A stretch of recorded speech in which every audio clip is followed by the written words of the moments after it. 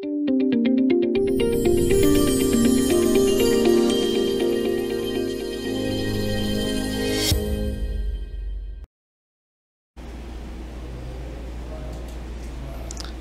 tudo bem?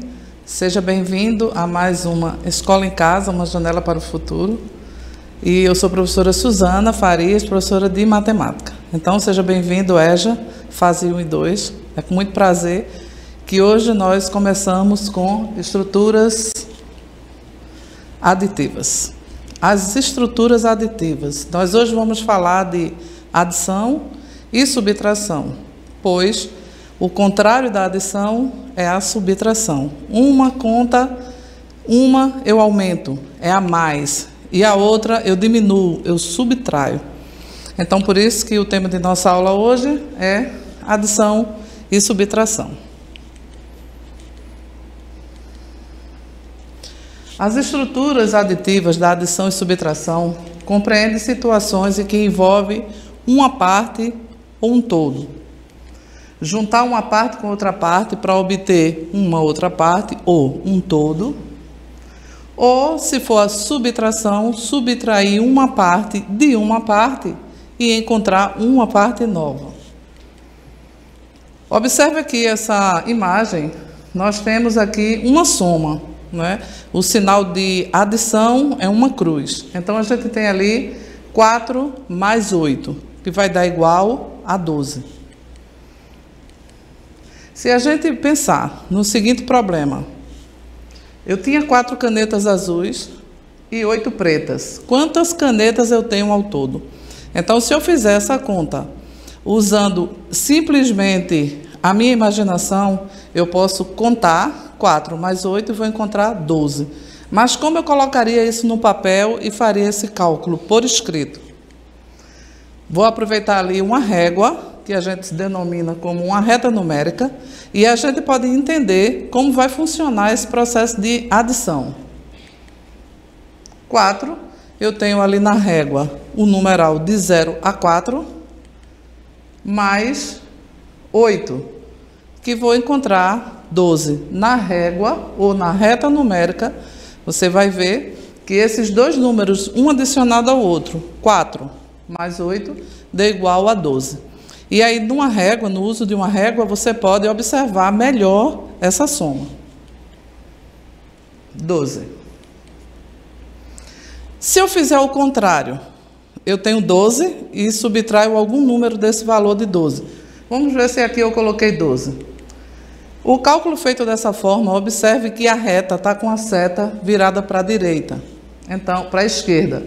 Então, no caso, aqui, vamos fazer um cálculo imaginando que nós temos 12 quantidade de ovos. Então, eu tinha 12 ovos e usei 8 ovos para fazer um bolo. Quantos ovos ainda restou? Se eu fizer esse cálculo mentalmente, eu vou saber claramente que restaram 4 ovos. Mas aí, se eu usar a reta numérica ou uma régua, eu posso encontrar 12 menos 8. E na régua eu posso usar exatamente isso, 12 menos 8, vou encontrar a resposta na régua 4. Até aí, enquanto você faz um cálculo simples de coisas rápidas do dia a dia, de uma quantidade menor de números, é fácil você colocar isso em prática. Mentalmente, você pode usar todos esses cálculos e não ter problema nenhum. Mas e se esse cálculo for maior do que isso? Vamos para mais um exemplo.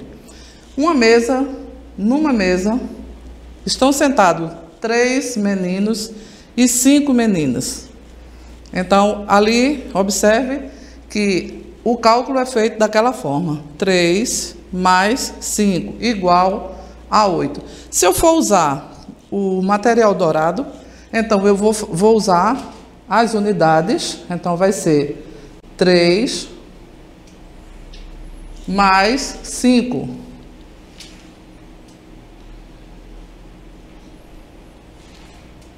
Oito. 3 meninos e 5 meninas.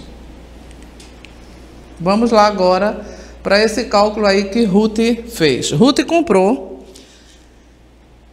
uma caixa de bombom por R$5. Veja, ela comprou uma caixa de bombom por R$5, mas ainda sobrou 8. Quanto custa essa caixa de bombons? Olha, se a caixa de bombom era R$5 e ela ainda ficou com 8, quanto ela tinha em dinheiro antes? Veja que eu coloquei ali os R$8. Então, ela tinha R$5. Tinha R$5. Mas ainda comprou a caixa de bombom e ainda restou R$8. Então, ela tinha R$13. Veja que a conta aí foi feita eu usando a forma inversa. A adição e a subtração. Vamos para o próximo slide. Vamos lá. Benício tem 4 anos. E Maria é 7 anos mais velha do que Benício. Quantos anos Maria tem? Observe que Benício tem 4 anos e Maria é 7 anos mais velha. A resposta é uma conta de 4 mais 7. Isso quer dizer que Maria tem 11 anos. Maria tem 11 anos, ok? 4 anos Benício e Maria com 7 anos mais velha do que ele, então a idade dela é 11 anos. Tudo isso eu estou explicando para vocês o conceito de adicionar. Mas veja que em algumas perguntas, em algum momento, eu faço a pergunta de uma outra forma, para que você consiga pensar e dar uma resposta dentro daquilo que nem sempre parece ser lógico responder.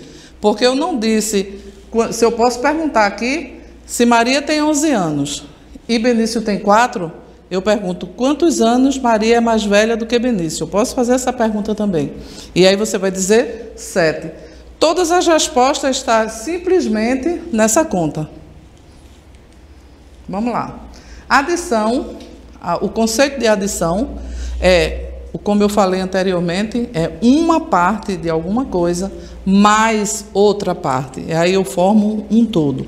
E o de subtração eu tenho uma parte de alguma coisa e tiro uma parte. Eu vou ter agora um outro resultado. Por exemplo, eu posso ter, como a gente trabalhou nas aulas anteriores, dezena são 10 unidades, não é isso? Então, eu tenho aqui uma dezena. Eu posso ter, vamos dizer, 2 dezenas, então eu tenho 20 unidades. Dessas 20 unidades, eu posso trocar as 20 unidades aqui, já que eu tenho aqui 8, 10, 5, mais 2, mais 8. Deixa eu trocar isso. Pronto. 20 unidades. No conceito de adição, eu posso juntar uma parte com essa outra parte e obter uma parte total. Já na subtração, eu posso ter aqui essa quantidade e diminuir o valor que eu quiser. Então, eu tenho uma parte e tiro uma parte. Vou ficar com a parte restante. Então, a adição sempre é menos.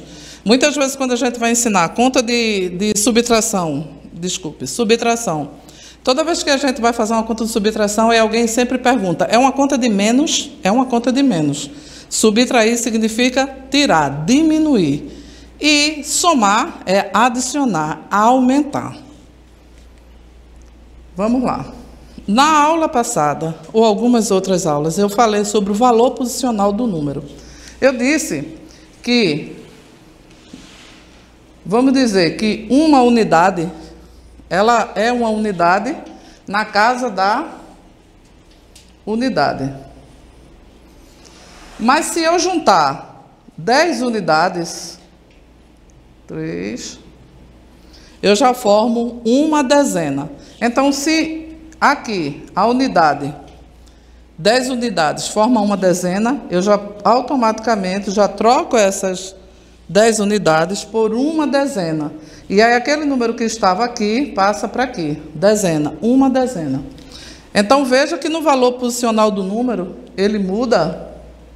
E eu falei para vocês sobre esse valor posicional e a gente tratou de unidade, dezena e centena. Na conta de somar ou de diminuir ou como a gente está falando, nas estruturas aditivas de adição e subtração, é exatamente isso que a gente vai continuar usando, sempre esse quadro valor de lugar, ou seja, o MCDU, porque a gente sempre vai ter que entender onde é que o número está, se ele está na unidade, na dezena, na centena ou na milhar, para daí a gente compreender melhor o que significa somar uma parte com outra parte ou diminuir. Vamos lá. Então foi colocado esse quadro, onde a gente tem a primeira classe, centena, dezena e unidade, a segunda e a terceira. E a gente colocou ali o valor posicional desses números dessa forma. A gente pegou simplesmente só 3 números, número 1, 2 e o número 0, e a gente trocou esses números de lugares. Então a gente encontrou 120, 201 e 102. E a gente fez essa tabela, né, mudando esses números de lugar. Então, cada vez que ele muda de lugar, ele tem um valor diferente. Veja que o numeral 1, no primeiro quadro, ele está na casa da centena. Então, esse numeral 1 significa dizer que ele equivale a 100. Então, é uma centena. O numeral 2, lá no quadrinho azul, significa que está na casa da dezena. Então, ele é 20. O numeral 2 ali, ele representa 20 unidades. Então, ele está com aqui, 2 dezenas. E o 0 está na casa da unidade. Então, se é 0 unidade, é 0. Ok? No quadro vermelho, o 2 já mudou de posição. O 2 que antes estava na dezena, ele sai. E o 2 que estava na dezena agora está na centena. Isso significa que são 2 centenas. 2 centenas. 1, 2. 2 centenas. Na dezena eu tenho 0.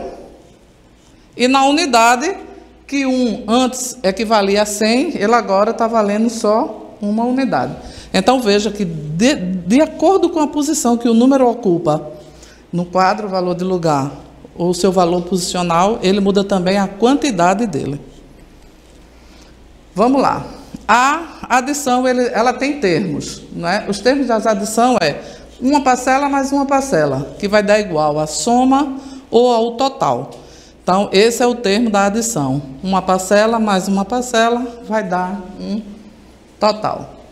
E os termos da subtração é minuendo, que é o número maior em cima, e o subtraindo, que é o menor embaixo.